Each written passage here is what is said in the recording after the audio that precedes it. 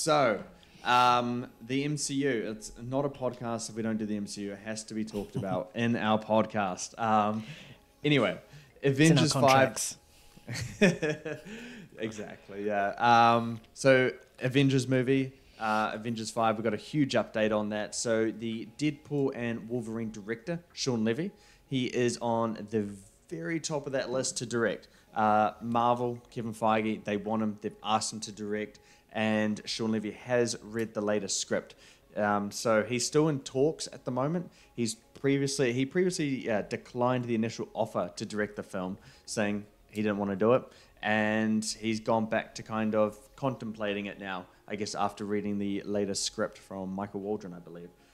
So Marvel is wanting to begin filming next year in 2025, and this is where the kind of news gets a little bit juicy. So sources are saying, that's multiple sources, are saying that more than 60 characters could reprise their roles, including Mark Ruffalo, Chris Hemsworth, Benedict Cumberbatch, Tom Hiddleston, Simu Liu, and Karen Gillan.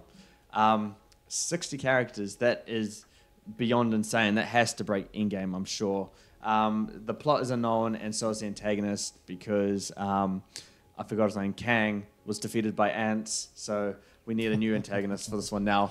Nayan, what are your thoughts on, twofold question here, thoughts for Shawn Levy to direct, that Marvel wants him to direct it, and the 60 characters thing? What do you think? I don't even know which one to touch upon first. Shawn Levy, it will all depend on how good, for me, how good Deadpool and Wolverine will end up being. Right now it looks like as if it's going to tick all those boxes, so if it does that, then 100% Shawn Levy. But, you know, the directors, or the people that have been touted for the directors for this film has just constantly been in like a little Russian roulette thing, you know, it's new week, new director, so can't really get that much excitement until something concrete is done. But I think out of all the directors that have been rumoured so far, I think Shawn Levy would be the one that I could get behind. I mean, considering he's also been working on Deadpool and Wolverine, which is a big film for this film, so he clearly knows what to do and how to do it. 60 characters, fuck, that's a lot. I think Endgame had about like 30 plus. But 60 characters, Joe, how would you even do that? Some of them would have to just literally be like 2 seconds in there, like, you know, Groot just walking by or something cool.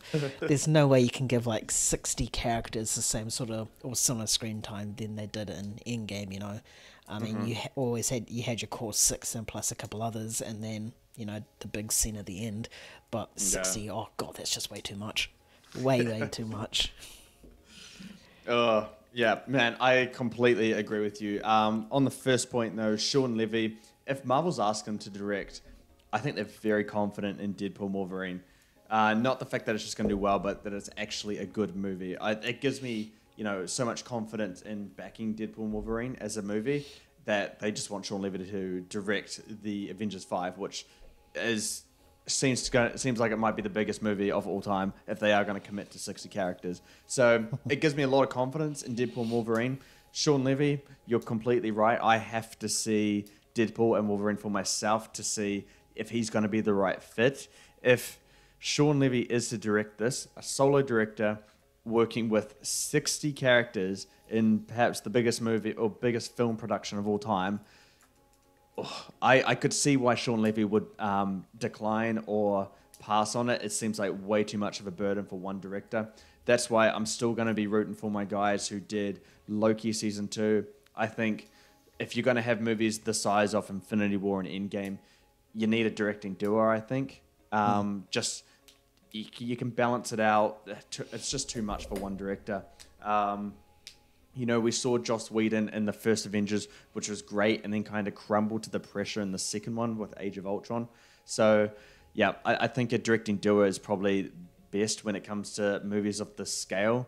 But to the next point, that movies don't have to be this scale. Like, what Infinity War and Endgame seem to have done, at least for Marvel Studios and their execs, is that it seems like the execs, they have to keep upping the ante for each Avengers movie. Like, you don't have to do that. Like, Infinity War and Endgame were built up by, you know, smaller Avengers movies. How the first one has like the 6 core characters, and look how everyone loved it. It made a ton of money, so you don't need to just keep up in the ante. You just need to, you know, have a plan and build the audience up to those big ones. You don't need to go straight there. And I think it's audience expectations now. You know, it's similar to Fast and Furious and Mission Impossible. How there's always that big moment, big stunt, big action sequences that keeps like topping one another. I think audiences nowadays are expecting it to be either on that level or a bit more. They're not, and if it's anything less, they'll be disappointed. So I think I can understand why Marvel is doing that. I think, it's the audience expectations, and it's people like us that's ruined cinema. I don't know if I totally agree with that. In a sense, I believe that's what the Marvel execs think, that audience are expecting bigger and better. I think if they build up, you know, 6 core characters in the MCU and then they do a crossover movie and call it the Avengers 5, it's going to make a ton of money. It probably won't make a ton of money as 60 characters in one Avengers movie, but it's those building blocks that get you to those ones.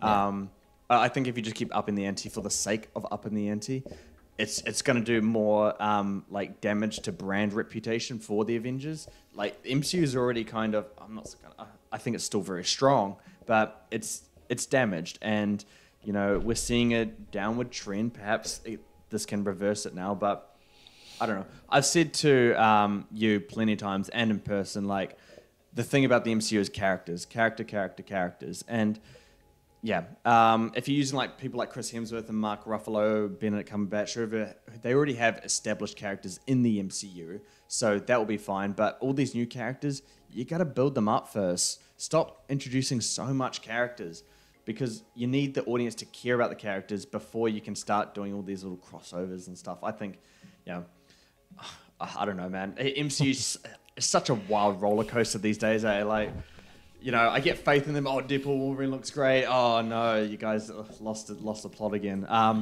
We'll see what Deadpool has to offer, and it's going to make me feel better or worse about the MCU. So we'll have to see how that goes. Okay.